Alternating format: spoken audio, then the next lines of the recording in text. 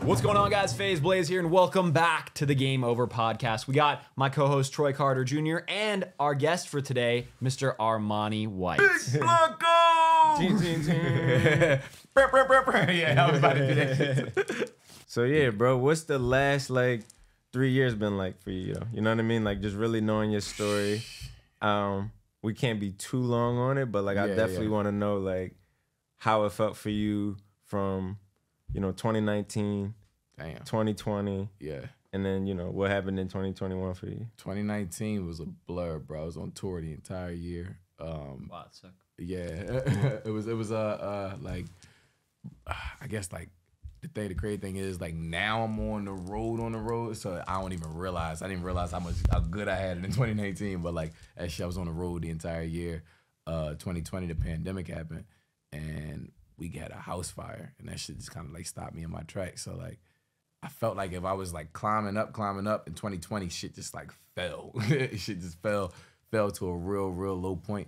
And I guess once I got out of that bubble, out of that pandemic bubble, out of the house fire bubble, everything that we was dealing with, I just was like, man, I'm gonna just go with this shit.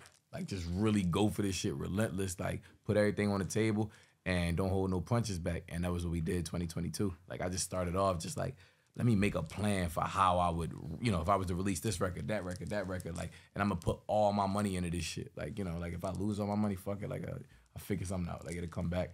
And I pushed all my money into this one record, this Billie Ellish joint. 600 million streams later, you know what I'm saying? And now we here, so it was a real crazy shift though. Even just thinking about some of the deals that we negotiate now. When the numbers come back to my email, I'm like, yo, that was the total amount of money I made in 2021. Mm-hmm. You know what I'm saying? That's double the amount of money I made in 2020 and triple in 2019. So it's bro, shit changed. Yeah. I mean, we've been knowing each other for forever. Shit is really different. You know what I'm saying? I'm weighing it all based off how my watches go. This is my. I upgraded my rollers. I upgraded my shit to 2 rollies now. It ain't the little Michael Kors watches no more and shit. So yeah, but shit changed. Yeah, for sure, shit changed, bro. Right. That shit. But yeah. No, I think that's important, bro. I feel for the kind of moment you having, people need context. Right. You know what I mean? That was my intent behind asking the question, because it's Billie Ellish was a moment, and I definitely want to hear about your process in marketing it too. Yeah. You know what I mean? But I definitely wanted to give you your flowers on that, bro. Nah, the fire shit, you gotta have a strong mind to get through it. For sure, bro. That shit that stopped me in my tracks completely. I wasn't aware of how you could make one decision and it just you know what I mean, fuck up everything. So it's something to be mindful for. And after that, I was well, if I'm gonna make one decision that could break everything, what if I made one decision that could change everything? You know what I'm saying? Change everything for the better. And then that was what we did. That was what we did with that Billie Eilish shit. It was just I sat down and I studied the mediums. I studied the different verticals and shit, what people was doing to get their shit flying. And one of them joints was TikTok. Another one was Twitch, obviously. Another one was but the one that I just, I felt like I could learn the quickest was TikTok. So I got on there. I just started doing my little Philly boy journals and shit like that. Got them drinks going. And then that's when I was like, man, let me just take this leap. Let me just try, throw this content out there and see what happens. And yeah, we was, bro. I'll be honest, there was no real strategy to say this is how Billie Eilish took off. That first video, I was so fucking frustrated that night. We still doing the label calls, all of them talking about, yeah, we can, keep working, all this shit. I was watching Bel Air, I was about to get evicted. I was on my couch about to get evicted. I still remember that shit. Last year, this time we was about to get evicted. And I just posted that shit. Man, fuck it, just throw this video up. I'm going to sleep. If it had some shit, some people see it, they see it. I don't give a fuck. And the next morning, 1 million views. Wow. Next morning, I'm talking about 6 in the morning, 1 million views. By noon, it had 2 million. I mean, and all the emails went crazy. All the fuck, and so it just really puts it in perspective. You never know what move is going to be that best move. So you just got to keep moving and keep doing shit. So yeah. That's inspiring, man. No, thank you. Yeah. So you're Armani White, and yes, you're most known for the song Billie Eilish, correct? Big t-shirt, yeah. I have a question. Has she made any comments on the record, Billie Eilish herself? What does she think about the record? Bro, I'm going to keep it a bean. I think I think she tired of hearing this damn record. But it's not like, you know, it's all in good love. Like she, you know, if it wasn't for clearing the record for me, then I wouldn't have been able to do the shit in the first place. But so you had to elaborate on that. You had to clear the record to use her name in the hook. Yeah. So it went viral, and everybody was just like, "Yo, drop it." You know, everybody who knows nothing about how, you know, the back. So when you said it went viral, you have to walk me through it because I'm not like super familiar. So so it went viral on TikTok. So you dropped it like on your own, just like by yourself, no label or nothing. Right. And then it went viral on TikTok. I didn't drop the song. I dropped the video. Just dropped the video on TikTok. On YouTube. TikTok. Okay, and it was only a snippet of the song. It was literally like somebody came in the studio while we was playing Billie Eilish, and like we all just in the studio going crazy, whatever. And how did the video itself that you posted blew up, but then how did it catch on? Like how did it continue staying relevant? Like were there TikTokers that like you know of specifically that really took the trend and pushed it forward, or was it kind of just like a collective like? You know the thing is, bro, I didn't know nobody. I knew a couple people like. No, of course, you didn't know anybody. I'm not saying that you like, but I'm saying like, did you notice like specific people like doing or it? like did it have a trend or anything like that? That's what I was about to say. Is like there's a lot of songs I feel like they catch on and then they fall. Like they go up and fall, they go up and fall. But it's because I think they're so allocated and so just like derivative of this is the trend. You know, we do this dance move with it, or we do this transition, or we do that. There was none of that when the song first happened. It was just like interest. It was initial interest. People just like thought the song was dope. Exactly. People just heard the shit and was like, "Damn, what is this?" All the comments was like, "Yo, drop this song, drop this song, drop this song." It was never about like, you know, like I'm gonna take this video, take this sound, and then make my version of this transition. Sure. It was none of that. It's super organic, just the way that it kind of like wildfired and stuff. So, exactly. So it went viral, and the song hadn't been released yet on any platforms. Mm-mm. And so you had to actually go and get permission from Billie Eilish. So to answer your first question, I had to keep making content. Okay. Because I had to, I guess like prove it to myself that it was real. You know, I had to like, you know, so it went from just a TikTok video to I did a skit that went like from 2 million and that one got 2.5 million. Then I did some other video, just me in the crib playing the song. That got another million. And then like, but it all the numbers sustained. Like every time I posted something, it was 10-year-old kids like, drop the song or I'm gonna kill you. Like, at that point I was like, oh no, like they're really, you know what I mean? Like they really into it. So it sustained, and then it got to a point where like I started like somebody had to talk to me, help me understand it. Where they're like, yo, if people don't really have a way of saying nobody's nice on the internet, so people don't have a real way of saying like, I want this really bad. Can you please do this because I'm eager to listen to it? So their way of saying that is, I fucking hate you. If you don't drop this song, you're gonna fall off. Nobody's ever gonna listen. Your hype is gonna die. Your window is closing. Like that's their way of saying I'm eager to just have this shit. You know what I'm saying? So I got them messages every day. When it wasn't on TikTok, then they went on Instagram. They would comment on my Instagram. Then they go on YouTube. Then they go. I got emails. Like so, I'm like, nah, you ain't doing this shit for a song that you don't want to listen to, or like a song that you don't fuck with. And so we had to, keep sustaining that content.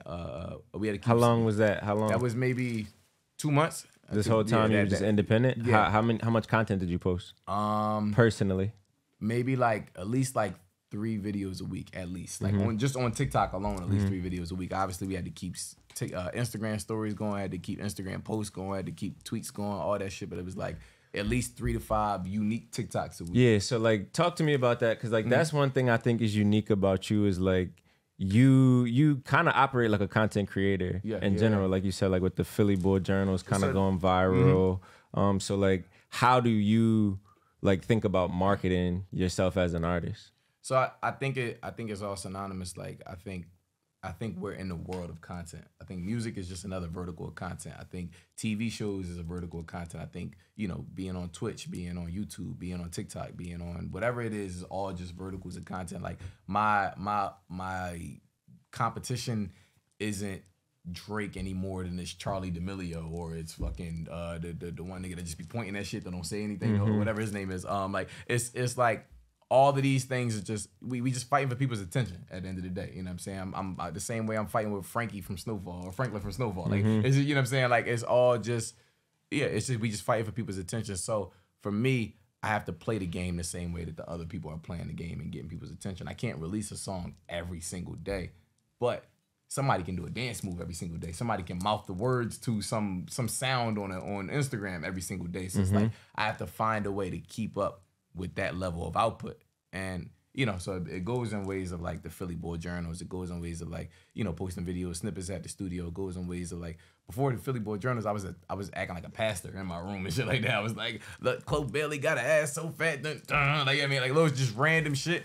But it goes in all those verticals of like, okay, this is what we got to do to keep people interested, engaged, and for them to know that like outside of, you know, 2 words that rhyme, I'm a personality. I'm a human being. Like I'm a person, you know, I'm just a person. You know what I mean? So yeah, but that was the strategy for 2 months.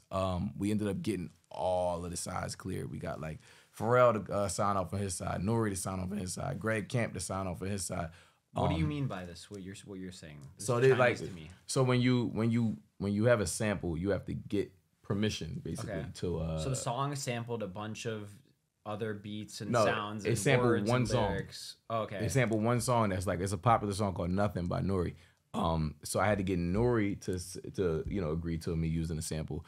I had to get Pharrell, who produced the beat, to agree to me using the sample. Okay. And then Nori said a lyric from Smash Mouth. So I had to get Smash Mouth, Greg Camp, to agree. No way. Yeah, so Smash Mouth. That's so crazy. We had to get all 3 of those. So I have a question. Who helped you with that? Who was able to contact these people and like get this? Like who does that? Like for me, it was my management, but there's also, you have to go to like, sometimes like if you don't have a label, you have to go to like a clearance company. I used a company called clearance company. Okay. Yeah, I used a company called DMG. They did like they just specialize on like reaching out to clearances and things. And then I have a sorry to interrupt you, but so all these people that you're getting clearance from, are they all getting a percentage of like publishing then as well? They beat me over the head, bro. You damn right they are. And they getting bread too. Like you have to pay them for them to clear it.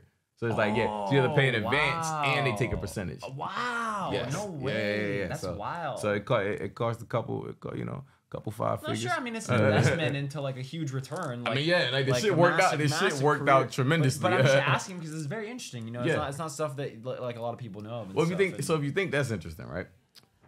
At the very end, the tail end of the release. Okay, yeah.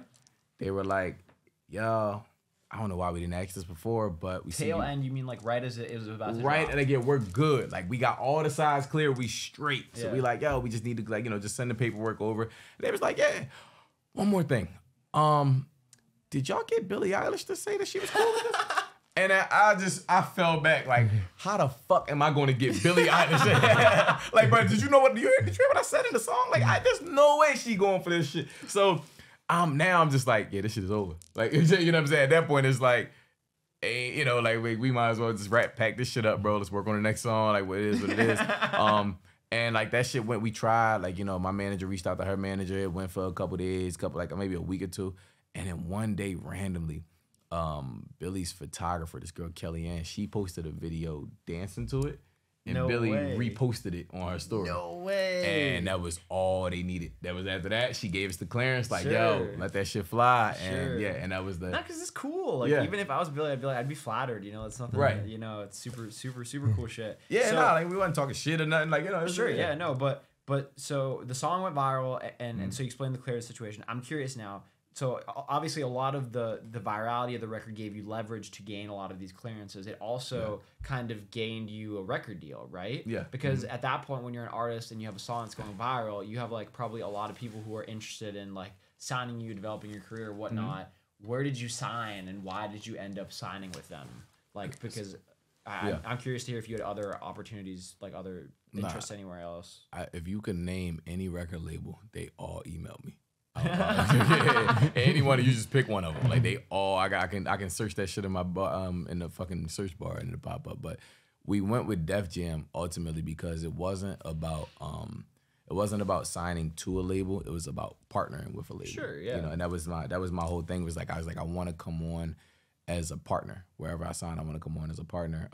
And so Def Jam was the one that understood that, and you know, they made the most sense, and they, you know, they gave us the leverage of the building, and the homie Tunji, you know, like it was just like it was all fresh energy. Tunji was building it up still, so it was like it was an opportunity to just kind of create something new from the ground up, and so we ended up going over there, and then another big piece of it was a lot of them wanted the record. A lot of them wanted Billie Eilish. Like They all wanted the hard masters, work. That's what you mean. No, well, that's another thing. Like I signed a licensing deal, so I still own my masters. But a lot of them wanted just Billie Eilish. They wanted the virality of Billie Eilish because all the hard work is done. They don't really have to do anything for Billie Eilish. They didn't. Also, you're saying they wanted the record, but they didn't want you. Exactly. Okay. So like, you know, and like you could weed it out when you had the conversations with them, and like all they talking about is the, you know, virality or like how we can do this record. When we had the conversation with Def Jam, it was like, you know, let me hear the other music. Okay. And that was a conversation. That was a question nobody else asked. Nobody else asked about a fucking other track. Not a peep. They don't care if I never went to the studio again in my life. They was just like, yo, we just want this record. And, you know what I'm saying? So, and you know, you got to kind of read between the lines. And that's when I, you know, as I understood that, I was like, all right, like this doesn't make sense. This doesn't make sense. This. And you know, it made sense with Def Jam. Cool. And did you sign with them before the record officially was released? No, we signed after the record was released. Okay, so cool. So it was like, so that was another leverage conversation. We was trying to like, we wanted a certain thing from Def Jam, like on the paperwork. We wanted to say, like, it was like, I want this, all green M&Ms. I want, you know, a bowl of salmon, like just random shit. And they was like, I don't know about all that. Like, so at that point, it was like, all right, well, let's just drop the record and see what happens. And I dropped the song and it flew. Yeah. Like, the shit just like, even on the days like, and the streaming world, which, you know, like on the weekends the shit takes a dip. Like every weekend shit's like, especially on Sundays, the numbers just like start high and then they just go down, and then on Monday they come back up. It just flew. Even on Sunday, shit was going higher and higher and higher. So at that point, they was like, hey, remember us? What did that pre-save campaign look like? Because I remember it. Like, yeah, what did the back end look like? So I want to say we got like 20,000 in the first like day or two. And Posting on TikTok? Yeah, just posting on TikTok. Bro, TikTok is a fucking monster. Sure. TikTok is a monster. I'm not here to sell or promote that, but like, you know what I'm saying? Like it definitely helped a lot with this campaign because it just gave me, like, I don't know what the algorithms, why they was in my favor so much at the time, but like it gave me direct access to the people who wanted the record. It wasn't like I had to weed through and do ads and promos and different. Like, it just gave me direct access to tell whatever had a message. real moment on TikTok, and it's like you can sometimes records are like very trend specific, where like this song is only used with this trend. Your record was used for like cooking videos and like dancing videos and like, you know, it was like every kind of content, gaming videos, like whatever. Right. So super dope. You know, major blessing. And at the end of the day, you reached a level through that, you know, 99.9% of artists can only dream of having. So, you know, that's like really cool. And you should always like appreciate that, you know. Nah, the shit was cool, bro. Like, like they even go in countries that I've never been in, and like we're platinum in Canada. It's like gold in I think Australia is gold, and in the States is gold somewhere else. Like all this shit is just like, huh? Like, you know what I mean? Because the record before that didn't do these verticals. Like, you know, like I would have never, you know, I could have never imagined a lot of the shit that happened. Like, it was like number 2 on the radio and number 2 at the just random shit like that. I'm like, man, this is crazy. You know? Cool. So that was the come up. What's next? Like, what's kind of like the 2023 play for Armani White? Bro, just do it again. They say losers get lucky, winners do it again. I mean, if you do it again, it'll be like even bigger because like it'll funnel like all the people who maybe haven't heard your other record. We already got a cachet from Billie Eilish. It's like, because now we have, you know, before we did it all off the muscle. Now we have like it might be infrastructure. Exactly. Pause. It might be worth you guys investing for an actual Billie Eilish feature for a new record.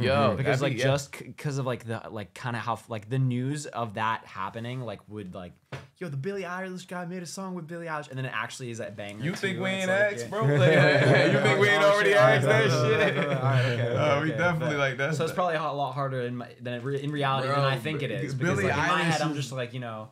You could probably. She one of the titans, bro. Like Billie Eilish is like, she wanna, you know, she up there with Zeus in them. Like she, ain't, you know, it's just so us knowing that, like it was a blessing for us to get what we got with that record. Sure. Just, you know, her for even give like, you know, for her to even kind of like lean in on it when she did, like that shit was just super helpful. And but I don't know, like ain't nobody turning down no Billie Eilish feature over here, bro. Like, like that's a fact. That's a big fact. Yeah. True. Well, cool. So do it again. Any like personal goals you have? Yeah. That my bad. I got stuff. Yeah. No, do it cool. again.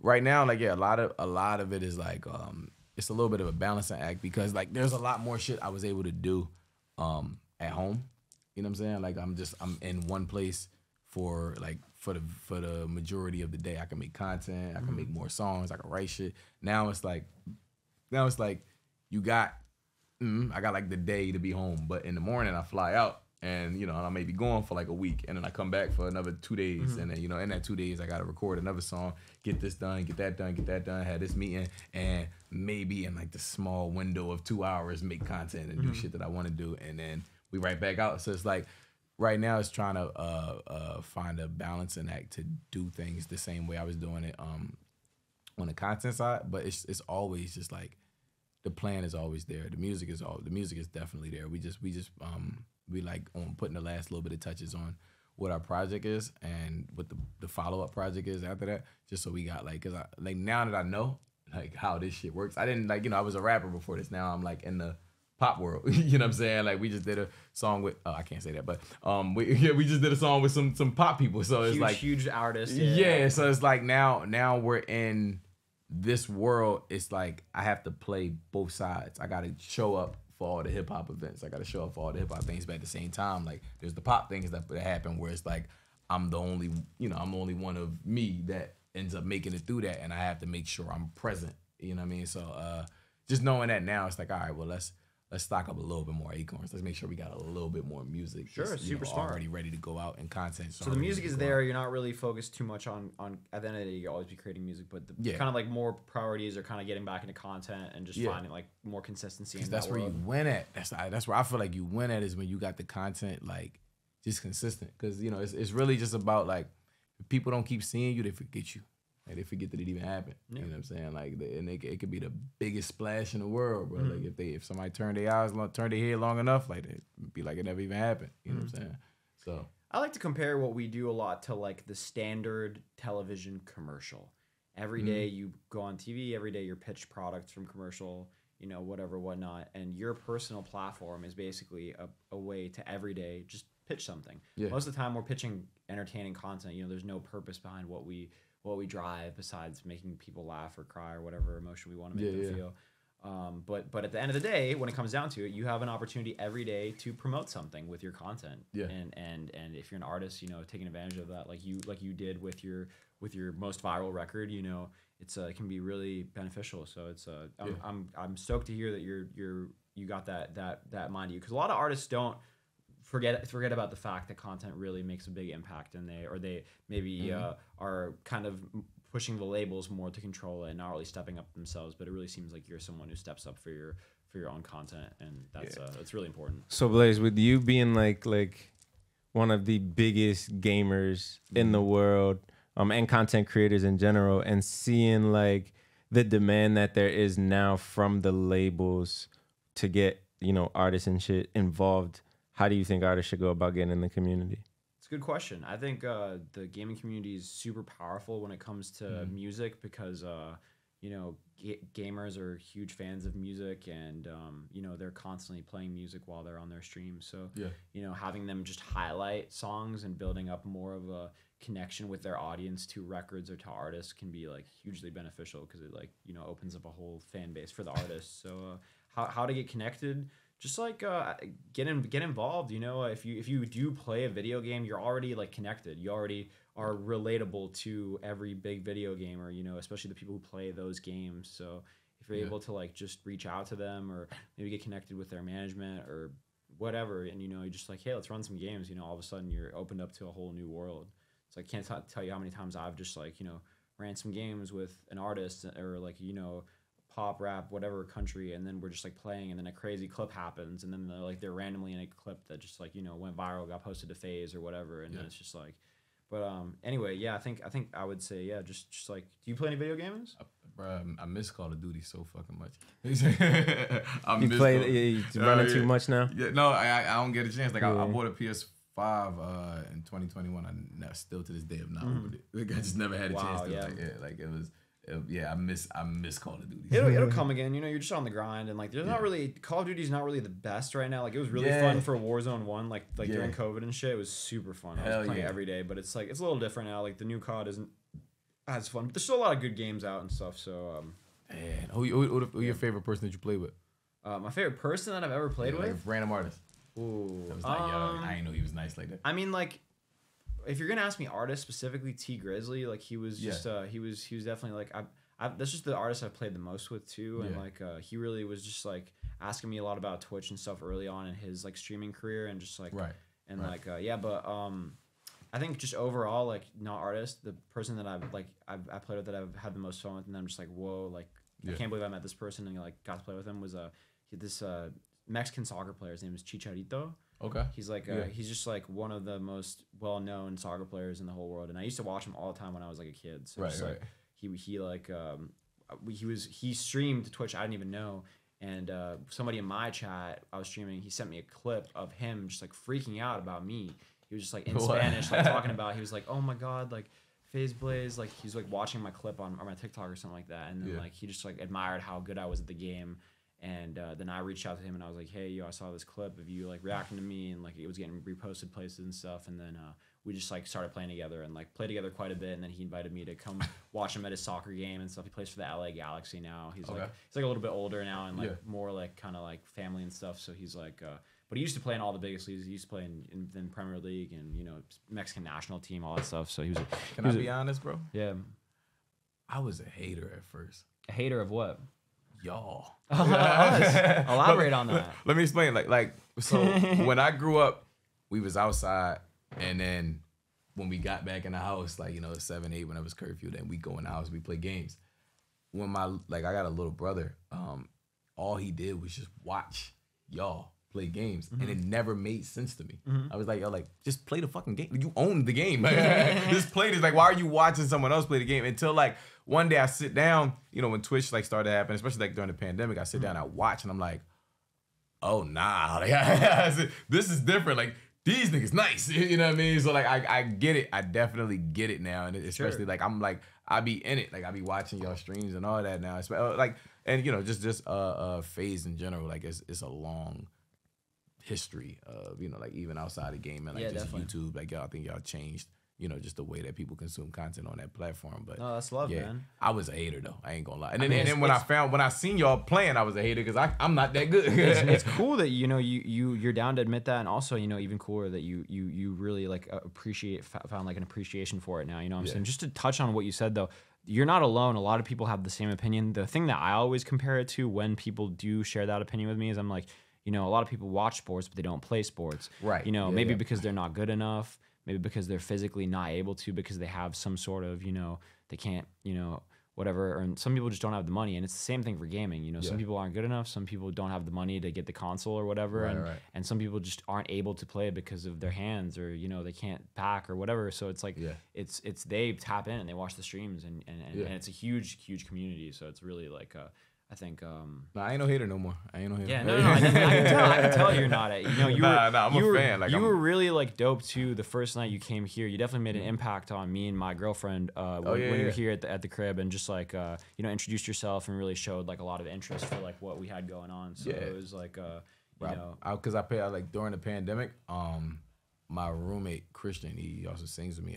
Christian is like, if I'm a fan, he's like a super fan. Like he just like, he would go to sleep, wake up watching the streams and shit like that. That's awesome. So, like, you know what I mean? So like it was, and he majority of the times he slept on the couch. So like he's not here today though, right? Nah, he's not here today. I think Ja will watch it also, but fuck Ja. No, I'm playing. But that's all your family on there. That's like brothers, cousins, sisters. Okay. So Christian's like just the main, our living room TV was just y'all playing like. Late at night, early in the morning, throughout the day, you just go downstairs, you just see y'all playing. Like whole pandemic, 2020, 2021, you just see this shit. So like at that point, I'm like, oh no, like I know these niggas. Like you know what I mean? Like I watch y'all play the game all the time. So, and we was all just like on the game all day. So it just kind of we watch it, see y'all see a crazy ass clip, and we like, nah, bro. Like you trick yourself into thinking that you that good. You like, yo, turn the game on, bro. If they can do that, like we definitely can at least run one and get a dub real quick. Like, you know what I mean, it might not go that way, but like the shit. But it's a good point to what you just said. Like the shit was like a sport. Like you know, like we thought of it like, you know, like I can go outside and, you know, and shoot around, but I'm not about to like pull up to the Sixers training camp and shit. Like, yo, pass me the rock. Like you know what I mean? So it's very, very synonymous to what you just said. Yeah, for sure. That's a fact. Do you play games? Yeah. What you play? Yeah, Call of Duty 2K. You play the new Call of Duty too? Yeah. Yeah, I play everything my whole life, bro. I did that shit like when I got back from right before when we got back from Germany. I turned the PS4 on and played the new one. I don't know what's the new one called? Is it just 2? Yeah, Modern Warfare 2. Yeah. I played in that. That shit wasn't doing it for me, champ. It was crazy to me that they just didn't remake Modern Warfare 2. Oh, why did they should have just remade the one, yeah. Verdansk, Verdansk, yeah. Oh, everybody want Verdansk, bro. Like, just give me Verdansk. I don't get it. Yeah, I love that. I'm about to make that into a GIF. Just give me Verdansk, bro. Fuck yeah. No, everybody feels like that. Yeah, I got a random question. What's your like dream collab? Like if you could collab with one person, it doesn't even have to be music. I mean, it absolutely can be music if it's on a song, but if there's one person you could make one. Tyler Perry. What? No. Oh, I was like, I heard. I was like, you trying to be the next Medea? Like, what's good? I said Tyler the Creator, but Tyler Perry too. Oh, Tyler Perry's dope. No, Tyler Perry is hilarious. I got hella respect for Tyler Perry. He's like very well too. He's like a media icon. Sure. Like, Can't nobody say nothing bad about Tyler Perry. Like he came up from the VHS tapes and shit and the Crazy, plays. Bro, it plays booking his own plays. My mom used to have them plays, bro. Like all the VHS tapes. So. But anyway, sorry, Tyler the Creator. Yeah. Super dope. Have you ever met him before? At like 2010 or 11 or something like that. They did a so Yonkers like way back in the day. Yeah. Yonkers had just dropped. He just like became like big. But I was in like during the I was like one of the early fans. Cool. Like, one of them hipster kids and shit. But that's sick. Yeah, he came out. A full circle moment for you would be to collab with him for sure. 1,000%. Do you think he knows you? Like, do you think he knows who you are? Yo, I don't know how many people know me. Everyone knows the song. Sure, like, yeah. I ran into A$AP Rocky at Saks the other day, and like he's like, "Oh yeah, the TikTok." That's all they say. The TikTok song, and I'm like, "Well, no, it's a song. Like it's not like I guess, but yeah. So I think everybody knows this. So I'm not sure if he knows me or like knows who I am. Now you got to do something crazy like to get everybody to remember you.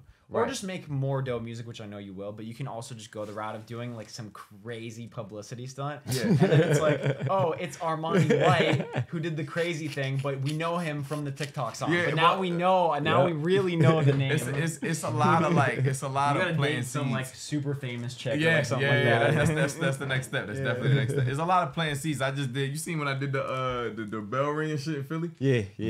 Oh my god. And that shit like it's little moments like that. Like they called me out to do the bell ringing in Philly, and I missed the bell completely. Like, like they told me, they was like, "Yo, we gonna show you how to swing the hammer and shit like that." You just missed it. When I went out there, they never told me. They was like, "Yo, look, just hit the bottom of the bell." I'm like, "All right," so like just swing, hit the bottom of the bell. So like, all right, just follow it like that. So I go out there. Underestimated how heavy the hammer was. I swung, the shit just went doom. Underneath. I said, oh shit. And the crazy thing was, when I walked out there, that's funny. Like, that's like a funny story. Yeah, the crazy thing was like it's before the game starts, so like the arena was more or less empty when I walked out there. So then by the time they go, and Armani White, I go out there, I'm like, yeah, what's up? This shit is filled. Filled with, I don't know where the hell they all came. These motherfuckers hot into the seat is filled with shit, like it's filled with people. So when I swing, I just like I felt everybody looking at me like, nah, nigga. I felt everybody like, nah, bro, like that shit. Yeah, it was. But it's moments like that, though. The shit went viral on rap or some other pages, some shit like that. So like it's little moments like I don't know if that's a publicity stunt or not, but like it's that. Just getting a little bad celebrity girlfriend and Sean, like, walk out, grab some ass and shit, consensually. But, and then, I don't know. It's definitely a lot of those joints that just kind of like attach the name to the record. Well, dude, I just want to say to you, I think I can heavily relate to you as someone who like, had like a viral moment early on in their career and like gained a lot of exposure early on. And then like, I definitely made a lot of content. I was lucky to like, have people then follow my story, but I feel like you're kind of like in that same area too, where like, you're now like really telling people actually who you are, and like getting people to like fuck with you as a person. And I know you do, you have like a great following already. And like you say, you have certain points in the world where really like people are really fucking like rocking with Armani White, like Canada and stuff. But it's like I feel like as long as you stay, doing the content stuff, you're gonna be really successful, man. Like, thank you. Yeah. No, that's the like, it's really just like pushing an agenda of like what we call happy hood music, and it's more or less just like trying to, create the narrative that like I am, you know, just that I am a person with a story. And like a lot of shit, like, I don't know, it's like, I was with one of my homies the other night that I met out here, and we politicking, going back and forth, and I'm telling them some shit that like I did or that I went through growing up, and they're like, you know what I'm saying? But it's like, you know, the kind of create the narrative that like, just because we're from the hood, just because we went through this, that we don't have to become that. Like, we can become this version of me. Like, I'm out here like every day smiling, having the fucking time of my life. Like, you know what I'm saying? So it's really, you know, just like, I'm happy. Like, there's a lot of early fans that are like, man, you know, Billie Eilish is a cool record, but like, I wish you made more songs like this again, et cetera, et cetera. But I'm happy that Billie Eilish was the one that went, because it was just open me. the door. Yeah, but on top of that, it was just me being authentically myself. Like, I wasn't trying too hard. I wasn't like trying to be something. That's really the beauty of it. It's like really, it was, the whole thing was so organic. Like, from the creation to the release to the like it catching fire, all so organic, and it's beautiful, man. Yeah. Nah, thank you. What was your first viral moment? That one that went up? I mean, like, I didn't have like a song or anything that like blew up. I just like I would just be posting like gaming clips and just like we do like trick shots. Yeah. So like we do trick shotting back in the day, and I just hit like some really fucking crazy clips. Like, the clip would just get spread everywhere, and they'd be like, "Oh, you're like the 360 FaZe no Blaze, scope yeah, exactly. Yeah. You're FaZe Blaze. You're the guy who hit that like 3-piece on that one map." But like, it's like they didn't know like me, you know, really. But then over time, you know, through content and just like constantly sharing, you know, my story message, whatever, and like collaborating with other people, like people were able to like, you know, really get to know me more. You know, so that's just but it all happened through content and stuff. So. That shit, man. Yeah. I'm very like I just admire what y'all do. You know I appreciate it. Like man. a lot of like just, you know, because a lot of this shit just, I seen it, you know, like obviously not on this side of the lens, but like from the other side of the lens, just as a consumer, I seen the way that like a lot of this shit came up, and like for you to be even having this vertical, doing, still being able to do the content, still being able to, you know, find time to do the gaming, and just create it, like, you know, we in the fucking hills. I'm with my man, like, y'all, you know, we out here in the hills, like just knowing where it started, like where I come from, where you come from, like I just be like, damn, bro, like niggas is doing it. You know what I mean? Like that's the moments that like make me happy to celebrate, happy to get up and do the shit again. It's like, you know, I could be back in Philly. I could be, you know, I, like this shit could have never happened this way. This shit could have, you know, I could have never made that video. I could have never made this song. Could have never did this. So, you know, the fact that I am doing what I'm doing, it just gives me that fuel to wake up and do the shit the next day over and over again. Dude, you're a fucking beast, man. I mean, you have a ton of appreciation for you know, everything in your life and the world around you, and you know, you have a ton of skill. Super dope, dude. And yeah, dude, appreciate you coming on. And let me ask you one more thing. Sharing this time, bro. Let me ask you one more thing. Yeah. How y'all manage your relationships while y'all be doing all this shit? What do you mean, like relationships, like with girls? Yeah. I've personally been in a relationship for like 4 or 5 years. Okay. I never was like a relationship person. I didn't date growing up. All I did was play video games. Got super successful, super young. Yeah. Focused on my career for a long time, and I just got like lucky. I met like a dope person that like I really like vibe with, and we've been together for like a super long time. So it's like you know, just lots of like communication, I guess is the short answer. But right. Yeah, I mean, it can definitely be like you know, everybody's different, man. I feel like I'm so different from like the average person, because like, you know, and if you're rich and famous and young and good looking, whatever, you can just be like having anybody, you know what I'm saying? But it's like but I don't know, I'm just not like that like interested in like girls. Like in my experience, like girls have always just come with a lot of drama, and I'm like I am the most not drama person ever. I'm like constantly trying to just like live a very laid back life, just play my video games, like make my money, like do my thing. And so just like messing around in that world has always brought problems. And like my girlfriend never gives me any problems for fucking anything. Okay. I can do whatever I want to, and it's like that has just been super dope. So it's just like what'd it be like for you? You know, I'm married. He has a kid. I know, but that's what I'm saying. Like, I got a family, but it wasn't like you didn't pop up married. Like it was time and it was precision. You know what I mean? Like being able to like lock in and fall back, especially being here in LA, running through the industry. When you get good people, especially me and my wife here, and being able to lock in, it's like it's levels to it. You know what I mean? No, but as far as managing it, it's just like staying mindful. You know what I mean? Like, yeah, open-minded, communicating. Yeah, exactly. Like you said, communication and just being. How about you? Are you seeing somebody? I was like, that was like my like little high school, like, you know, like since high school I wanted this girl, and we like linked up and shit like that. But it just was like, what you're saying is like, it's a lot of like, women are high maintenance. You know what I'm saying? Like women are very high maintenance. So, for like, sure, yeah. I got a lot of things that I just be trying to juggle in one day, regardless. Like that's just for me. So like to add another person on it, just that shit just.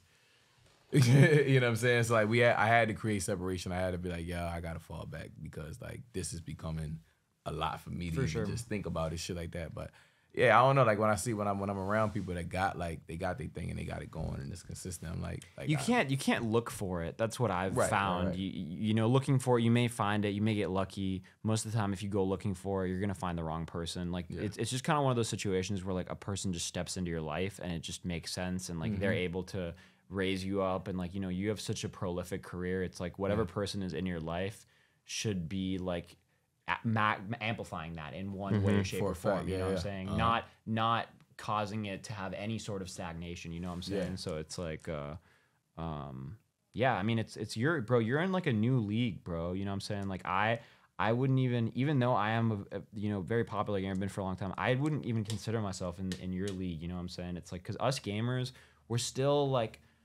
Even though we do have that underground popularity and whatnot, we do have the powerful fan base, the influence, whatever. Yeah. We're still not dope. Like we're like society doesn't look at you. Look at me and you're like, oh, you're dope. But what the fuck? I'm like, bro, cut it out. Listen, the average college sorority girl isn't going, oh, that gamer is dope. She's going, oh, that dude who's headlining the concert tonight is dope. You know what I'm saying? So you are in like a. You know, you're in a different category from like us gamers, bro. You know what I'm saying? So it's got to be tough. You know, we don't have like girls like coming to us. We have like 13-year-old boys who come to us at the mall and say, "Oh my God, your FaZe!" Like that's what we get. We get that everywhere, sure, but we don't. You know, there's no issues with girls. You know what I'm saying? It's not like that. So, but yeah, you're dope. So I'm sure you'll find a cool shit. 13-year-old boys heckling you is crazy. 12 through 15 is like the majority, I would say. Yeah. You know, we definitely have a ton of kids who are like my age too, even who are like, yo, but they don't normally like say anything. You know. Yeah. When you get to this age, it's kind of be like they'll be cool, or you know, they'll see you and they'll tell their friends later that they saw you, but they won't come up to you. But the little like the 11, 12, 13, 14, they can't. They're besides themselves. I mean, there's been times where like me and my boy will be walking through the mall and like. A kid will come up to us and he'll start crying, bro. He'll literally stand in front of us and he can't breathe. He's hyperventilating. He's like, and we're like trying to find his mom. We're like, bro, what is this? So it's like, how you handle that?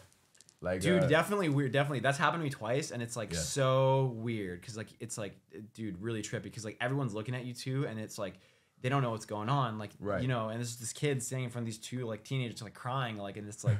So it's we just like try to calm him down and we're like, yo, it's all good. Like, what's your name? We try to talk to him, ask him like what his favorite game is, but he's like, oh, you know, he's like, can't. And his mom comes running up and she's like, oh, he like ran away from us, like we couldn't, like, you know, whatever. And he's That's like, funny. It's like, what's like? Have you ever been to Philly? No, I haven't. I've heard a lot about it because me and Troy have known each other for a while now. He's been my manager for since like 2018 or 2019 now. So. But I've never actually been myself. No, yeah. Take my man in Philly, bro. We gotta pop out. Blaze be in LA. One of these days. Yeah. No, we've been busy out here, you know. So Philly's a city of tough love. Like Philly is just. I always see the videos whenever you guys get into like the Super Bowl or something, and like there's like the city goes crazy. So but it's an aggressive city. Sure, like, So when I was like right before during this Billie Ellish show, I was living in this area called the Bottom. It was like they, you know, they take the little hood areas and put nice houses and shit over there. So I was living in one of the nice houses. I'm walking to the Jamaican store. I'm in the Jamaican store. It's like I'm about to move out, and so I got all these boxes full of shit with me. Like carrying these boxes. Stop at the Jamaican store to get a platter, and there's a dude standing in front of me. Some boy standing in front of me. He just starts staring at me. So I'm looking back at him, like waiting for one of us to like break eye contact. It never happens. So I'm like, all right, this is weird. I'm just look away. So I look away.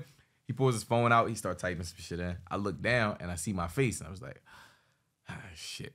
So now he's back up. He's just staring at me. Eye contact. No, he's just bricking me. He didn't move his face. So eventually he go, yo. I said, what's up? He said, you Armani White? I said, yeah, I'm Armani White. He said, oh, all right. yeah, you tough, bro. Like, I ain't gonna He was a lie. Like, fan. you know, yeah. But it was the most aggressive compliment I ever got in my life. He talking about, yeah, you tough, bro. I ain't gonna lie. Like, you saying you definitely are. Like, but Philly is like Philly like that. Another nigga, like same week, nigga, he swing his car. Like, I'm like, I had this little thing called a one wheel. You know what I'm talking about? The wheel. It's like a skateboard, but the wheels in the middle. Oh yeah. I used to those ride electric thingies. I used to ride my one wheel all through Philly and shit. So I'm riding shit. Go get some food. Damn, you're dope, dude. Yeah. I can't do this shit no more. But like I was doing that shit. I was riding my one wheel through Philly. Somebody swung their car in front of me, jumped out. He said, "Hey, got a big t-shirt." I said, "Oh my." So you know what I'm saying? Philly it's just it get a little crazy in the city, but you definitely gotta come out. Dude, you definitely just said something interesting too. You said, "I can't do that anymore." Yeah. How does it feel going from being like, you know, a normal dude, you know, where you could just walk on the street and nobody, you know, cares to do anything, and now you're like kind of like a celebrity and like, you know, a person of with connections, a person with wealth, like, you know, what is it? It's so like I lived under the radar for so long, and now it's like it's at that turning point where like a lot of this shit don't mean nothing to me. I'll be honest with you.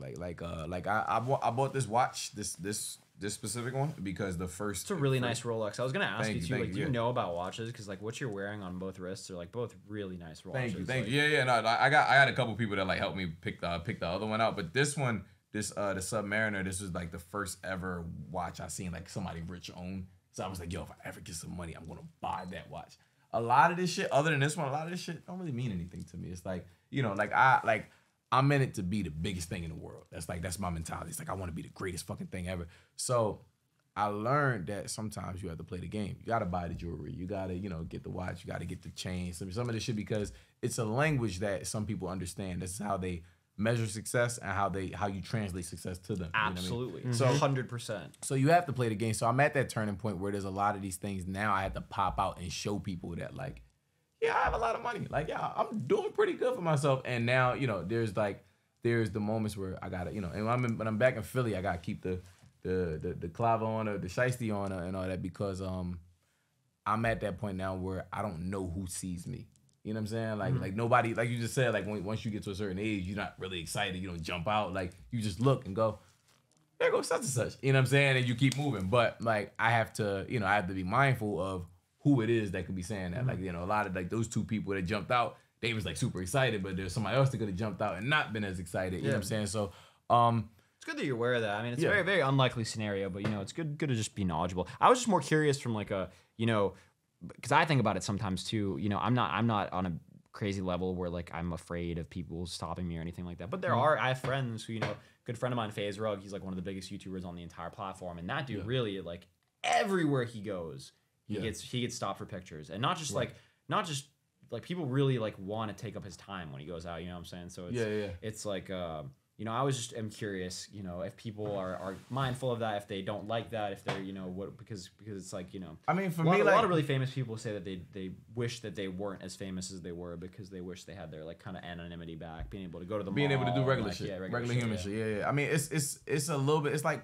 push and pull. Like I wanted this my entire life, so like I'm you know what I mean. So it's like you can't bitch about it now that you got it. Like, that's kind of where I'm at with it. There is a lot of like I used to just do a lot of low radar shit. Like I would just ride my one wheel. I go to, you know, just pop out to the stores, go to Wawa, go grab something to eat real quick, like shit like that. That like now I have to move a different direction. Can't go ahead, can't do that. You know, I can't be in the poppy stores hanging out on the phone and shit like that. So like it's I don't know. You kind of learn to adapt to it, but like out here I can do this shit still. Sure, you know what I'm saying? yeah. Like, and then I don't know, and then the other thing is like going outside costs money now. Like you gotta get a car. You know what I'm saying? You have to, if you don't have a car where you at, you gotta get a car service. Yeah, I got a car, but like what kind of a car do you have? I got a little Tesla, just a little baby Tesla. A Tesla. Yeah. I used to have a Tesla. I still have it actually, a Model 3. I fucking hate it. I absolutely hate it. Wow, I hate it. I love cars. I when I got it, I loved it. I thought it was the coolest thing ever. I was making so many videos about it. I got Tesla so many views.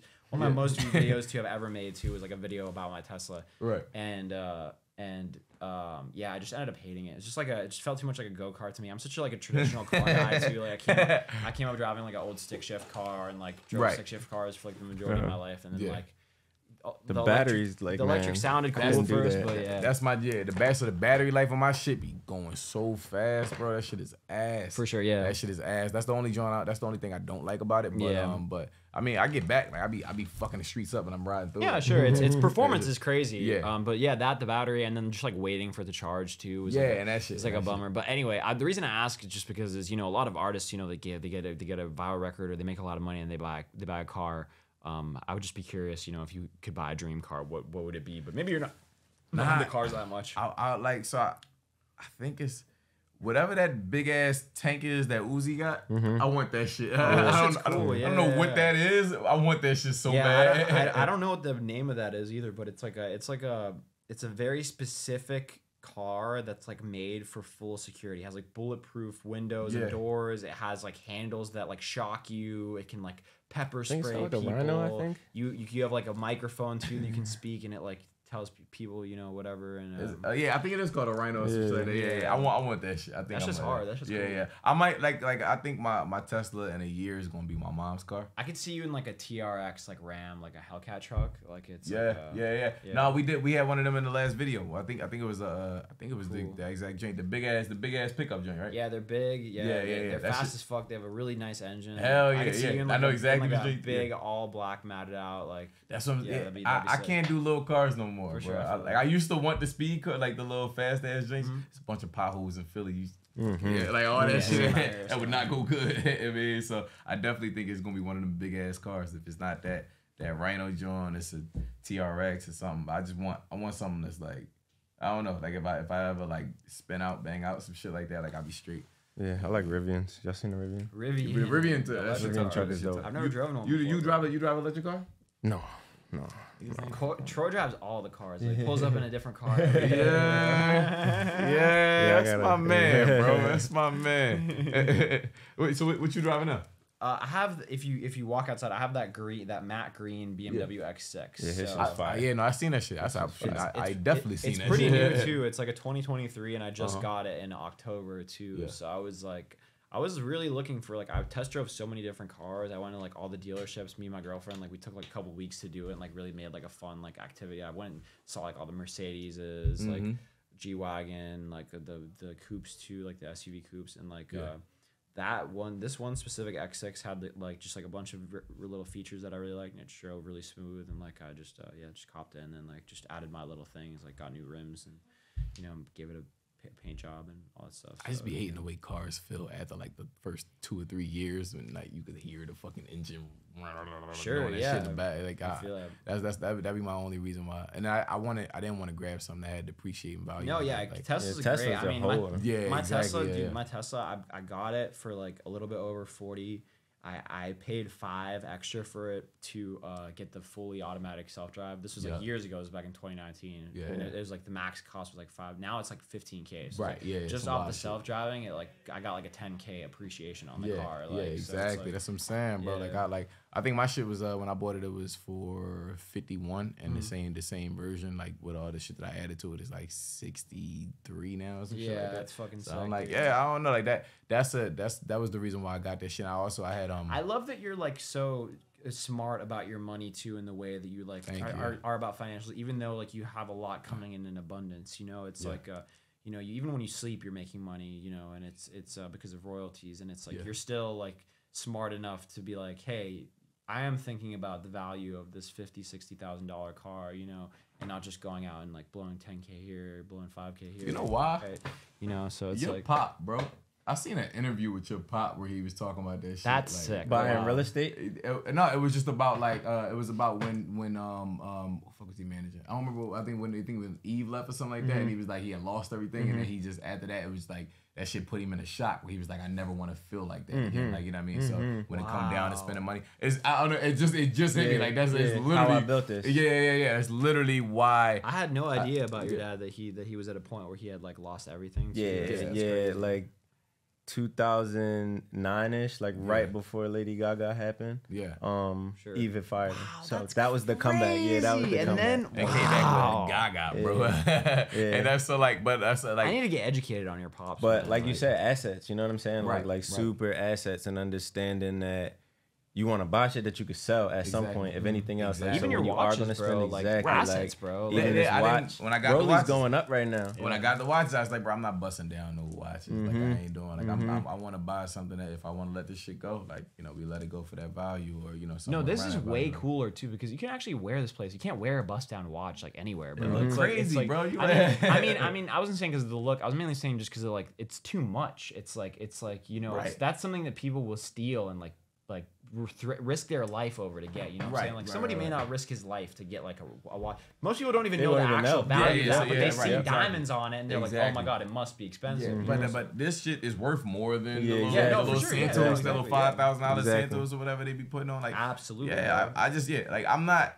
It's for me. It's like I want this shit to look classy. I want this shit to look like I want to put my own little spin on it, my own little flavor, and like even if I do the fashionable, the bust down shit, the like whatever it is, I'm gonna do it in a way that's tasteful to me. It's not just me jumping out and trying to be like, yo, he got a chain and he got a chain, so I gotta get a chain. He got this bust down rollie, he got that bust. Like I seen him. I went down to the jeweler.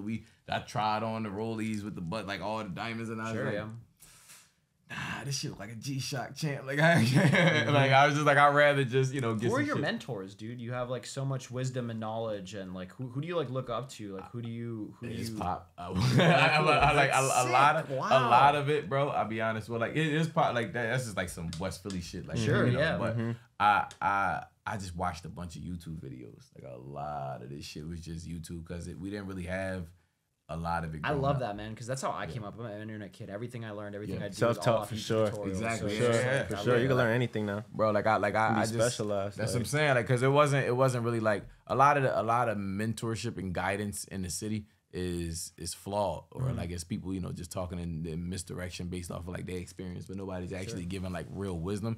So I would just I would watch people. I would what I tell people even to this day is like, I study the mistakes. I study my mistakes. I study everybody else's mistakes. I study like, okay, even if we did really well, where did we miss? Like where did so it just so I know so smart, for the for the next goal, for the next time smart. I really have enjoyed this talk, man. It's cool likewise. to see too like the respect that you guys have for each other and kind of like that Philly bond. It's really fucking cool. But yeah, man, dude, I just fucking appreciate you, bro. I feel like I learned a lot about you, and maybe we can get some games in sometime. Play some Absolutely, bro. When I get back home, I'm gonna take my shit out the box finally. We gonna make this shit happen. Cool.